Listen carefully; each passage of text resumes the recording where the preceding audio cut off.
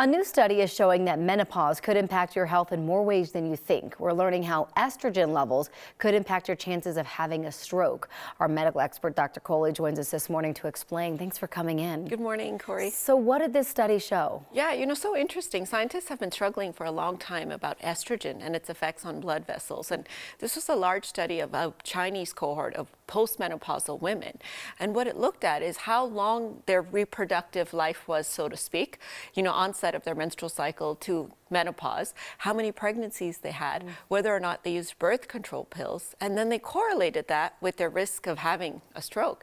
And what they found is that, the more estrogen your body was exposed to as a woman during your life was associated with a lower risk of stroke. Really? Yeah. Talk about how estrogen really kind of protects those blood vessels. Yeah, so this study is an association, not necessarily a causation, meaning it could be associated with something else you're doing. But in general, in science, we really have thought that, estrogen has a protective effect on those blood vessels. And in the lab, what we see with estrogen is that it helps with nitric oxide, which is basically a chemical released in the walls of the blood vessels that keeps them nice and relaxed. It helps in healing of the blood vessels. It helps in inflammation of the blood vessels.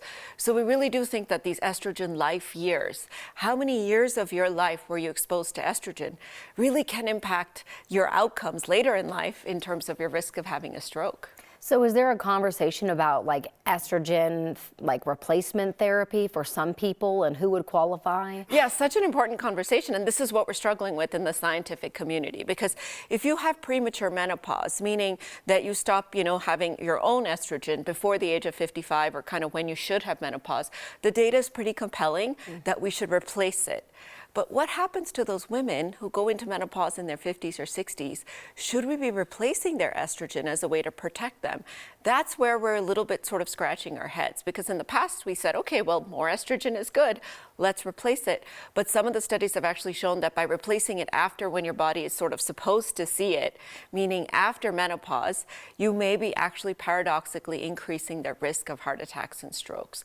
And then, of course, we have to think about factors like cancer, breast cancer, endometrial cancer, all driven by estrogen. We have to think about blood clots. We have to think about liver disease. So if you're thinking as a woman that you may want to go on hormone replacement therapy, make sure you talk to a cardiologist, make sure you talk to your primary care doctor. It's a very individualized decision. What about natural estrogen? So many people use this. My patients ask me about this all the time. Even testosterone is becoming very trendy, and a lot of women are trying to use that. I would strongly advise against those. Phytoestrogens, natural estrogen supplements, some of them may have the same sort of downstream effects on nitric oxide and such, but we don't know how they're regulated. They're not FDA regulated. We don't know what your liver is getting. We don't know how it affects your blood clot risk.